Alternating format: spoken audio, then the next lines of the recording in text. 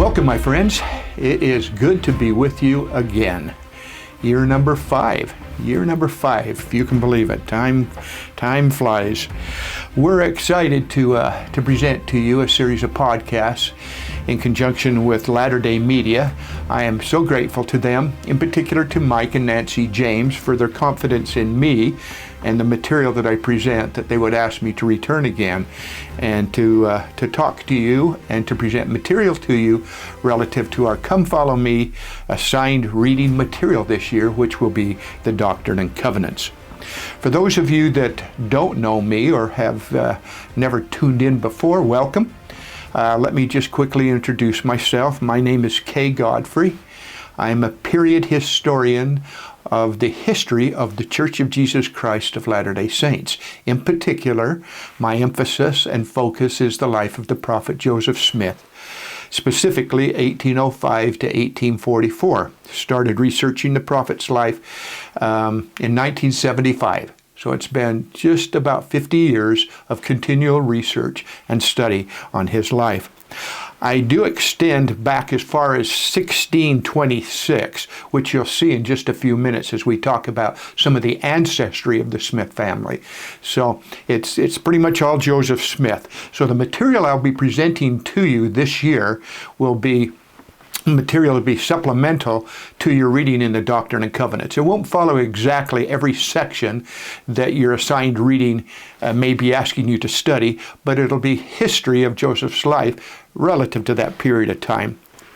Now, this particular slide I have up will be the opening podcast slide of each of our presentations, and I just kind of wanted to make sure you understood what our plan is. I am going to present 7 podcasts on the early years, I call it, the early years of the life of the prophet Joseph Smith. There'll be a special Easter podcast in there also. And then we'll present another 3 or 4 podcasts that I've entitled The Echo of a Beating Heart. Those particular podcasts will cover time periods involving Kirtland and independence. And then we have the Silver Line Clouds of War, another 3 or 4 podcasts there that is the Far West history. And then lastly, a number of podcasts covering the Nauvoo era with our concluding Christmas podcast. In all, there'll be 24 podcasts every other week, similar to what we have done in the past. So that's my intention. On this particular opening slide will also be a number that is seen down in the bottom right-hand corner. This is the first podcast, and I'll number them each time. So as this slide comes up, you can see which era we'll be talking about. The entire series I've headed under the title of Following the Footsteps of Joseph, with these various themed podcasts then following. So with that in mind, we are going to go ahead and get started with today's podcast.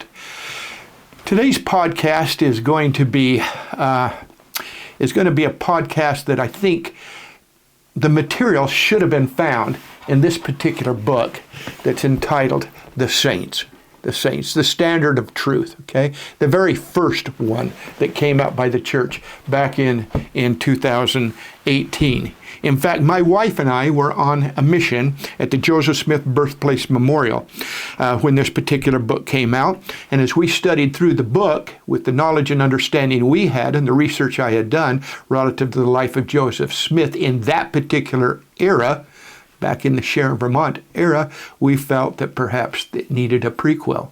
They're missing a chapter. They're missing a chapter or two. So let's get into this and see what is not found in this book, The Standard of Truth.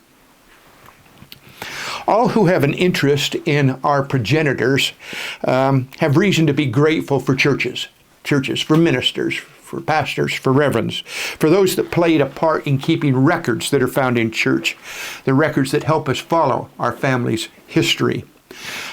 Joseph's history, I'm talking Joseph Smith the prophet, goes back generations to the small town of Topsfield, Massachusetts.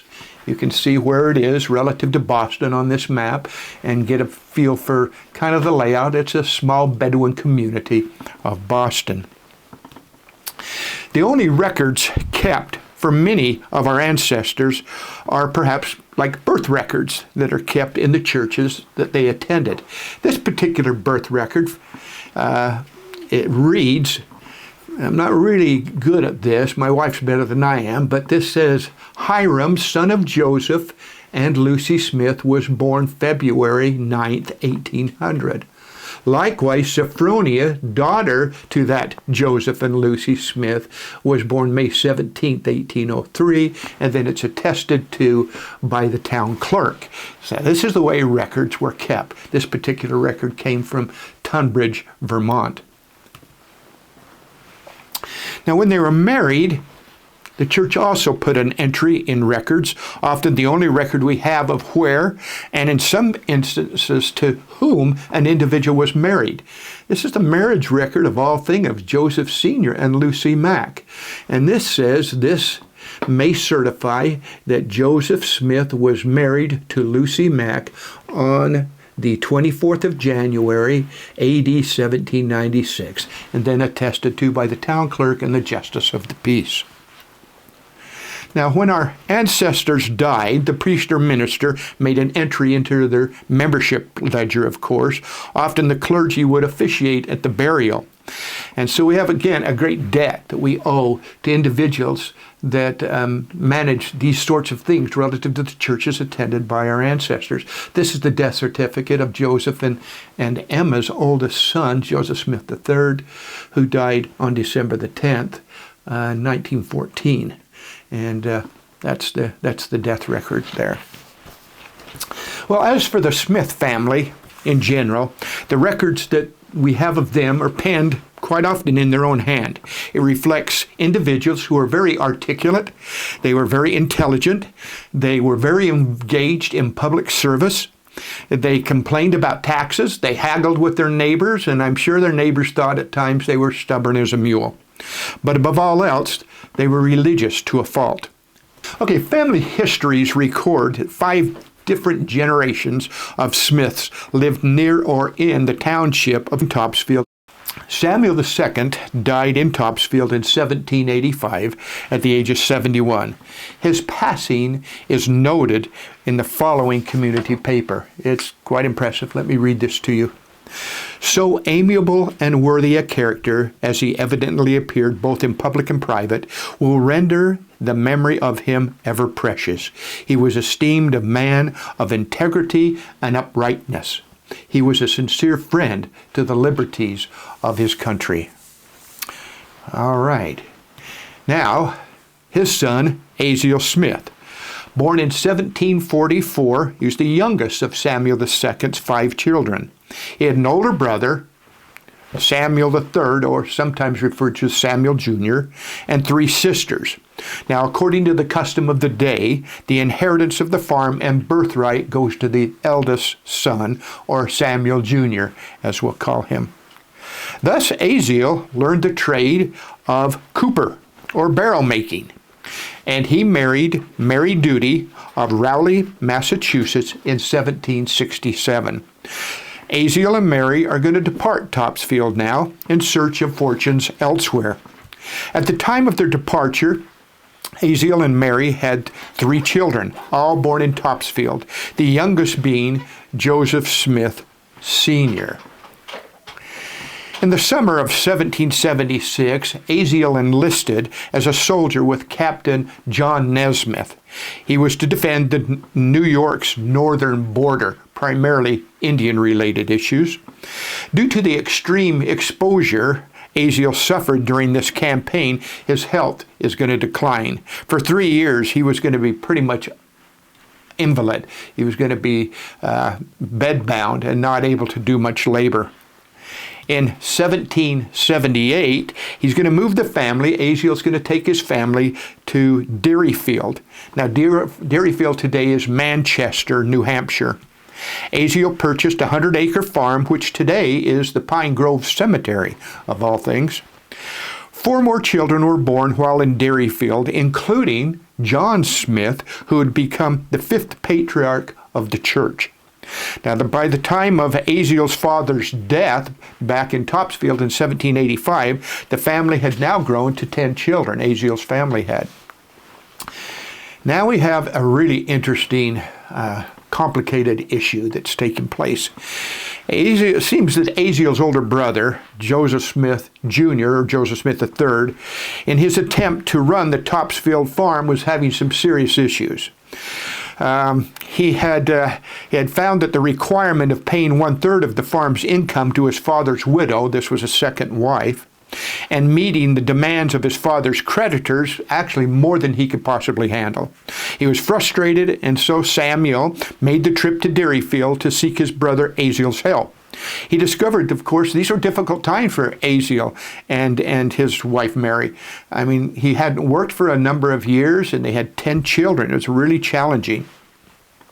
Nevertheless, after listening to Samuel, it was agreed that Asael and Samuel would exchange places. Asael and his family would return to Topsfield and assume his father's debts and responsibility to care his father's widow. And in turn, Samuel III, or Samuel Jr., would take over Asael's farm in Dairyfield. As far as Asael was concerned, this was a matter of honor. He said, and I quote, "I will undertake to settle my father's estate and save his name from going down to posterity as an insolvent debtor." However, he later said, "Honoring my father cost me much money and trouble." So it was that the birthright now became that of Asael's. Debts incurred by his father, Samuel II, during highly inflammatory times were now due and to be paid in the midst of a severe depression. So Asael couldn't have accepted this responsibility in a more difficult and more challenging fashion than he did at this particular time.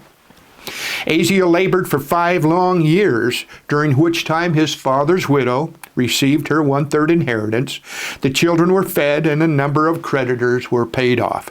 He then sold the farm and paid off the balance.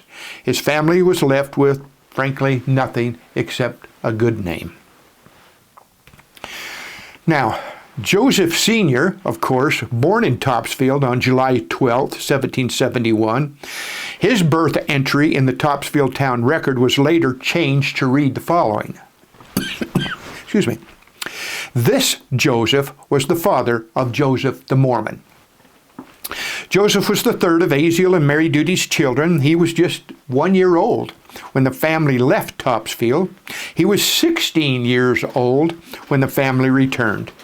From the age of 16 to 21, Joseph worked by his father's side to save the good name of his grandfather. Joseph stood 6 feet 2 inches tall and weighed in about 200 pounds. He was considered to be a very handsome man, stood straight and well proportioned. He was also known to be an excellent wrestler, having been thrown only once. Asael and his family, after selling off the farm and dealing with the creditors and his grandfather's second wife, moved out of Topsfield in 1791 and would never return. They left a lasting legacy that would perpetuate through time. In October of that year, 1791, the family would relocate to a small village in Vermont called Tunbridge, Vermont. Land was being sold cheap there because it was poorly surveyed, and they took possession of 83 acres initially. The government wanted people to spread out and occupy some of these buffer lands. Well, over the next 5 years of living there, his land holdings would go from 83 acres to 266 acres. It was in Tunbridge, Vermont, that Joseph Sr. would meet a shopkeeper girl named Lucy Mack. They were married January 24th, 1796, and you saw their record in that we showed you from the ledgers from the county clerk's office of Tunbridge. Let's take just a minute now and go back some 360 plus years when Topsfield population was less than 200. Let's find those sites that are really significant to us today, should you decide you want to visit there someday. There are 4 sites of interest in Topsfield. The yellowed portion of this map is a blow-up of a little spot on the blue map as you look at this. The first is, in fact, the property of Robert Smith. Property that was located kind of halfway in Tunbridge and halfway in the Boxfield County, or townships as they called them back then. So that's the Robert Smith property. The second is where the Smith homestead was located. And the next would be the Congregational Church. You can see it's kind of in a triangular area on the blow-up map. That's where the Congregational Church would be. That would be also where the Commons would be. The central gathering place for the entire community was always near their Congregational Church. And then lastly, Pine Grove Cemetery is located right there, where at least 3 of the Smiths were buried. Now the Robert Smith property, as you can see, Topsfield and Boxford counties, or townships there, is kind of in the middle of both those on that dividing line, consisted of 208 acres in 1661, and was divided by a road called the Joseph Smith Way. That road continues to be called that today, of all things. Joseph Smith Way bisects the property, perhaps was the access road to Robert's home site. Robert was a successful farmer, as we talked about earlier. He and his wife had 10 children. At his death, his estate was valued at a whopping $308. In today's money, that's about $23,000. The average estate of the day, though, was only $81, so he was very successful. Now, just 2 miles from the heart of Topsfield Common is the old Smith homestead. So anything that's circled here is a site. You got the Smith farm, you got the Congregational Church, the Commons, and then you have the Smith family homestead. You can see distance-wise how far it would have been from the center of town. Okay? This large New England-style home was built on the original foundation stones of the old Smith homestead. The original home was a block 2-story clapboard-sided home with a centrally fluted chimney, as you see here in this picture. Now, from behind the home, you can see today still original foundation stones from the Smith homesteads. The original well is still visible today in some fashion. There are some plans, I think, in the future perhaps to renovate this well so visitors can see what a 1690 well actually looked like and how it would be operated. The home is built near wetlands and a fishing pond, which would be convenient for the family. Now today, at the junction of Boardman and Walker Street, you can see those 2 streets there, we find the plaque. There's a plaque right there marking the location of the Smith home. That New England-style home that I showed you a picture of is there in that circle. Now, the plaque was erected in 2005 by the Topsfield Historical Society as well as the Mormon Historic Site Foundation. Just behind, this church is in front of that plaque. That plaque is behind the church. So just right there west of the Commons is this First Congregational Church of Topsfield. It was built originally in 1703. That was the original church. In 1759, it was rebuilt on the same location. In 1842, it was rebuilt again on that same location, and is the current church that stands there today. Both Asael and Joseph Smith Sr. were baptized in the second church in 1759. This is the site where the prophet Joseph's family worshipped. Now again, this gives you kind of a layout. You can see the church, and behind the church is a historical marker. And this historical marker, again, put in place by the Topsfield Historical Society, as well as the Mormon site, the Mormon Historic Site Foundation, talks a little bit about these generations of Smiths that lived and went to church here at this church. Now, just down the street or so, less than a quarter of a mile from the Commons and the church, is found the very, very old Pine Grove Cemetery. It goes back into the mid-1600s. There's a tribute stone there in the cemetery to the Smiths of Topsfield. It's felt that Robert and Samuel 1 and Samuel 2 are buried in this particular cemetery. However, their exact locations are unknown. President George A. Smith had a 6-foot-tall monument erected as a recognition to his ancestors there in 1873. President Smith said, and I quote, "I have traveled to Egypt and the Holy Land. I have seen the countries of Europe and met many of their most distinguished people. But I have encountered nothing that gives me more satisfaction than being here in the graveyard of my ancestors, on the ground where they walked and lived 300 years ago." Let me regress for just a moment and share a singularly remarkable experience my wife and I shared while serving a mission in 2018 and 2019 at the Joseph Smith Birthplace Memorial in Sharon, Vermont. Many things led up to our being asked to travel here to Topsfield, and then to try to convince the selectmen and the leadership of Topsfield to allow a new stone to be placed in the oldest part of the cemetery to honor the 5 generations of Smiths. Now, this clandestine meeting of sorts was initially met with much opposition. Yet the meetings, I should say, continued, you could literally see the hearts of these men and women soften. We eventually were able to secure permission to have the existing stone there on the left, the before, cleaned. And so we had it cleaned, and we're surprised to find out that it was a sandstone monument. Looks much better, as you can see today. However, our original request to have a new monument put here would require additional trips to Topsfield late in the evening with this group of people. The day the Topsfield town leadership granted our request was perhaps one of the most spiritual days of my wife and I's mission. Once the finances were secured, the digging began. As Providence would have it, the original stone of George A. Smith was actually placed in a rather secluded part of the cemetery.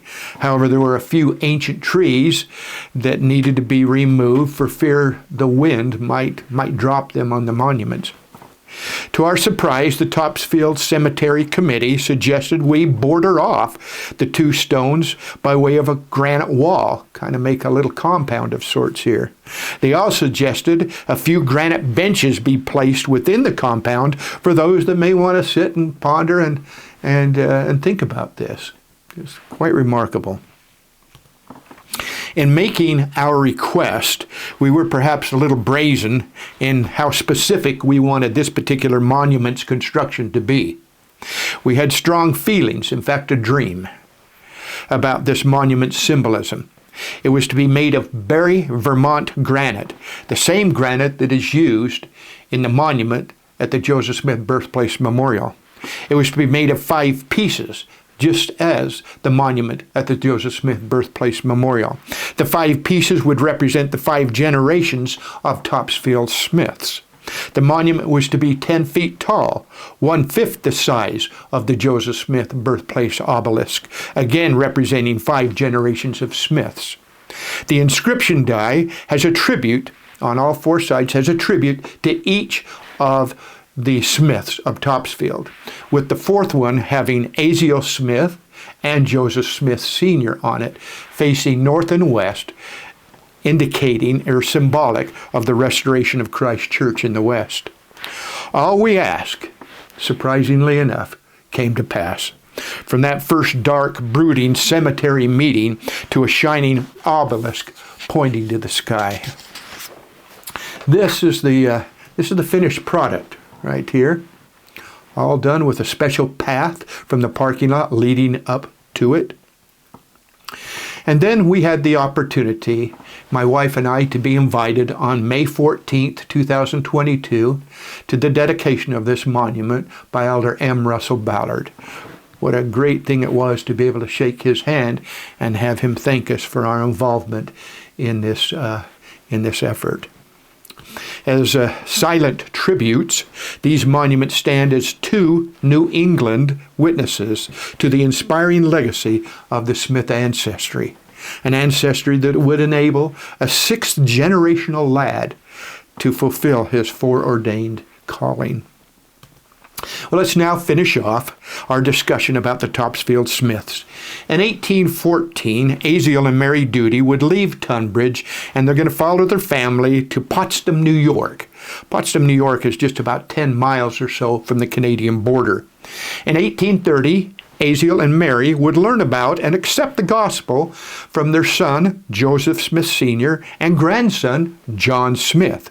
Asael said, and I quote, "I always knew that God was going to raise up some branch of my family to be of great benefit to mankind, and that something would turn up in my family that would revolutionize the world." Well, Asael died on October 31st, 1830, at the age of 86. He's buried in the Buckton, New York, in the Union Cemetery there. Now, Joseph Smith Sr., the last Smith of Topsfield. He died September 14th, 1840. He died in part due to the persecution he suffered as a result of Governor Lilburn Boggs's extermination order there in Missouri. He's buried with his wife, Lucy Mack, in the Smith Family Cemetery there in Nauvoo, Illinois. Joseph Sr.'s final words to his son Joseph the prophet were, "Joseph, my son, thou art called to a high and holy calling. Thou art even called to do the work of the Lord. Hold out faithful, and you shall be blessed, and your children after you as well. You shall even live to finish your work which God has given you to do. This is my dying blessing on your head." So the question again that I ask at the first, is a prequel needed to the saints? None of what I've shared with you is found in this particular book. Well, we certainly think a prequel would be very, very nice. Well, as you consider the Topsfield Smith legacy, these individuals, Robert Smith, Samuel I, Samuel II, Asael Smith, and Joseph Smith Sr., as you consider these individuals, the words of Governor William Bradford come to mind. "As one small candle may light 1,000, so the light here kindled hath shone unto many, yea, even unto the whole nation. Let the glorious name of Jehovah have all the praise. Amen." I want to thank you for joining us on our first podcast this year. I hope you'll enjoy, as I'm sure I will, our reading and studying together of the Doctrine and Covenants and the history of the Church. Thanks again for joining us.